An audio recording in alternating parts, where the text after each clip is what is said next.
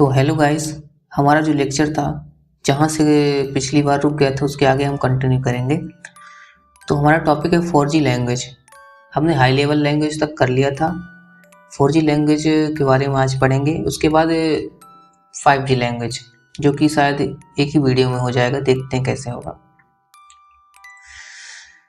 तो now 4G language, it is a shortcut for creating program. यहाँ पे देखो लिखा हुआ है, it is a shortcut for creating program. That means एक तरह के हमने क्या किया था हाई लेवल लैंग्वेज में कि पहले असेंबली लेवल लैंग्वेज था, है ना। असेंबली लेवल लैंग्वेज में हम क्या करते थे, थोड़े बहुत हमारे पास कीवर्ड थे इंग्लिश के।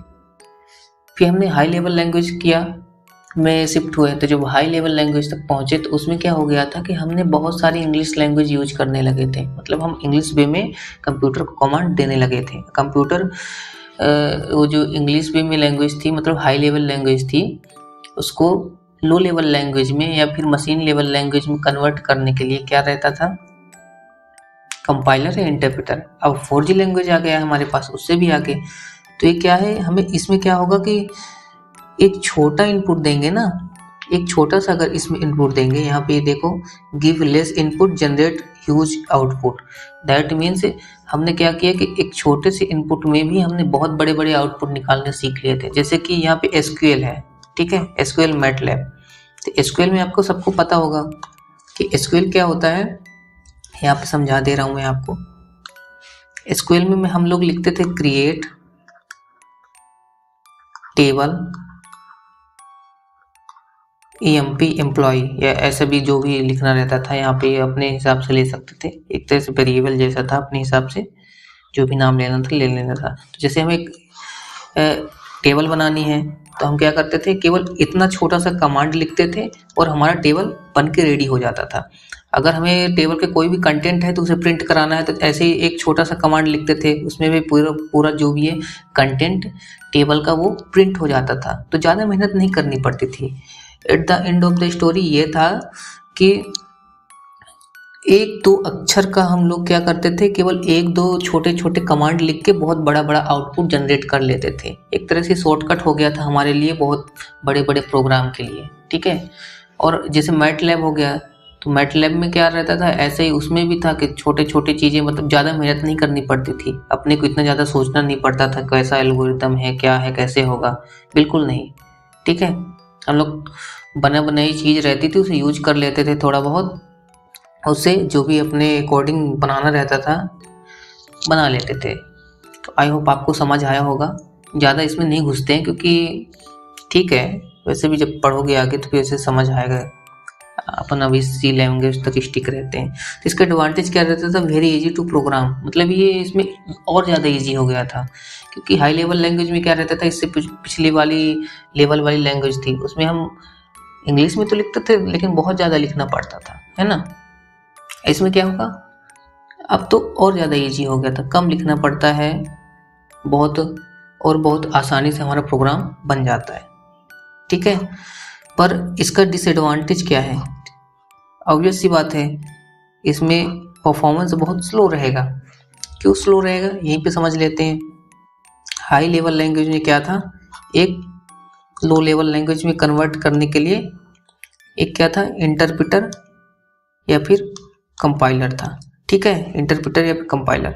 ऐसे इसमें भी बहुत ज़्यादा कैलकुलेशन होगी। इसमें तो हमने क्या बोला है कि एक दो अक्षर लिखेंगे। तो जो 4G लैंग्वेज रहेगी, 4G लैंग्वेज पहले जाएगी तो कुछ कन्वर्ट होगा, फिर उसके बाद दो चार चीज़ें सॉफ्टवेयर रहेंगे जो कि उसे लो लेवल लैंग्वेज में कन्वर्ट करेंगे। तो जितना इतना याद रखो कि अगर जितना ज़्यादा ह्यूमन अंडरस्टैंडेबल रहेगा, जितना ज़्यादा उसे हम अपने लिए कन्वीनियंट बनाएंगे, उतना ज़्यादा उसे प्रोसेसिंग करना पड़ेगा, क्या करने के लिए, लो लेवल लैंग्वेज में कन्वर्ट करने के लिए, ठीक है। तो ज़्यादा प्रोसेसिंग करनी पड़ेगी तो ज़्यादा टाइम लगेगा, ज़्यादा प्रोसेस करना पड़ेगा, है ना। आई होप आपको समझ आया होगा, और समझ आना भी चाहिए, तो बड़ा रॉकेट साइंस है नहीं, ठीक है। क्योंकि मान लेते हैं, ऐसा समझते हैं कि हमने क्या लिखा है यहाँ पे, क्रिएट, ठीक है, क्रिएटेबल लिख दिया और टेबल लिख दिया। तो अंदर जाएगा, बहुत सारी चीज़ें मैपिंग करेगा। अच्छा टेबल है तो टेबल के लिए बहुत सारी पहले से डिफाइन होंगी लाइब्रेरी, मतलब पहले से प्रोग्राम बने होंगे जहाँ से वो खुद फेच करेगा और खुद क्रिएट करेगा। उसके बाद उसको भी आगे फर्दर प्रोसेस करेगा। प्रोसेस करने के बाद इन सब चीज़ें, बहुत सारी चीज़ें लिंक करने के बाद, लिंक मतलब हमने केवल 2 अक्षर लिखे हैं पर वो अक्षर तो कैसे समझ पा रहे हैं, उसकी कोई ना कोई चीज़ जो भी डेफिनेशन है वो अंदर लिखी होगी ना कहीं लाइब्रेरी में कि अच्छा इसका मतलब ये है तो ये करना पड़ेगा। तो वो चीज़ें करने के बाद फिर लो लेवल में तब जाके कन्वर्ट होगा, मतलब 0 1 में कन्वर्ट होगा। तो बहुत ज़्यादा टाइम लगेगा तो ऑब्वियस सी बात है परफॉर्मेंस स्लो हो जाएगा। और इसके लिए मेमोरी भी ज़्यादा चाहिए। क्यों चाहिए? क्योंकि हमने जो बना के रखा है कि जाओ स्टोर हो जाओ, जैसे टेबल का ही है तो टेबल का फॉर्मेट है और बहुत सारी चीज़ें हैं, तो पहले से कहीं ना कहीं हमने स्टोर करा के रखा होगा ना, तब तो जा करके बन रहा है। हमने क्या लिखा? क्रिएट, यहीं पे देख लेते हैं, क्रिएट टेबल। तो पहले से ही टेबल का फॉर्मेट पहले कहीं ना कहीं बन के रखा होगा, उसी फॉर्मेट में बन के रखा होगा। तो उसको बन के रखने के लिए कोई मेमोरी तो चाहिए ना, वही चीज़ है, मेमोरी इसमें ज़्यादा लगती है। ठीक है, अब हम ज़्यादा इसमें टाइम वेस्ट नहीं करते अपना, नेक्स्ट देखते हैं 5th जनरेशन लैंग्वेज।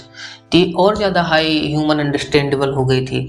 इसमें हम क्या करते थे कि बोल करके, हम मुंह से बोल करके कमांड दे सकते हैं। ये यूज कहाँ होती है? ज़्यादातर ऑटोमेशन में और एआई में यूज होती है। जैसे कोई रोबोट है ना, रोबोट है यहाँ पे, ठीक है, उसे हम बोल देंगे कि जाके ये काम करो या कुछ टास्क परफॉर्म करो, मतलब लेट सपोज बोल देंगे जाओ पानी लाओ मुझे, ठीक है, तो जाएगा ग्लास में भरेगा, उसके बाद पानी लाएगा। तो ऑब्वियस सी बात है ये तो और ज़्यादा ह्यूमन कन्वीनियंट हो गया है। तो हमने भी क्या बोला, जितना ह्यूमन कन्वीनियंट बनाएंगे, जितना हम अपने लिए एकदम कंफर्टेबल बनाएंगे, उतना ज़्यादा उसमें क्या होगा, परफॉर्मेंस स्लो होगा और मेमोरी लगेगी। ठीक है, ऑब्वियस सी बात है मेमोरी तो लगनी है ना, क्योंकि ये चीज़ जो मैं बोलूँगा उसे प्रोसेस करने के लिए कहीं ना कहीं डाटा तो स्टोर होगा ना, तब तो समझेगा अच्छा इसका मतलब ये होता है, अब हमें ये करना चाहिए आगे सोच करके, या फिर जैसा भी है। तो बस तो ये लैंग्वेज क्या हुई थी, very close to human language. ठीक है, ये चीज़ें हम समझ लिए हैं, क्योंकि हम तो मुंह से बोल करके उसे अब कमांड दे रहे हैं। Used in develop for AI and automation, मतलब एआई में काम आती थी, ऑटोमेशन में काम आती थी, और भी बहुत ज़्यादा चीज़ें हैं। इसका एग्जांपल क्या है, प्रोलॉग ऑन LISP, इस पे भी बोल तो कोई दिक्कत नहीं। एडवांटेज क्या है, प्रॉब्लम सॉल्विंग है ना, तो प्रॉब्लम सॉल्विंग है ना, हमने उससे प्रॉब्लम दिया है एक कि जाओ आप पानी भर के लाओ, ठीक है, या फिर पानी लाओ मुझे, तो प्रॉब्लम को देखेगा, उसे सॉल्व करेगा सुन करके। डिसएडवांटेज क्या है इसकी, मेमोरी यूज होती है, ये मैंने बता दिया है। लेस एफिशिएंट मतलब मेमोरी यूज होगी और परफॉर्मेंस कम होगा। ठीक है, तो आई होप आपको समझ आया होगा। नेक्स्ट लेक्चर में देखेंगे अब C के बारे में। ओके।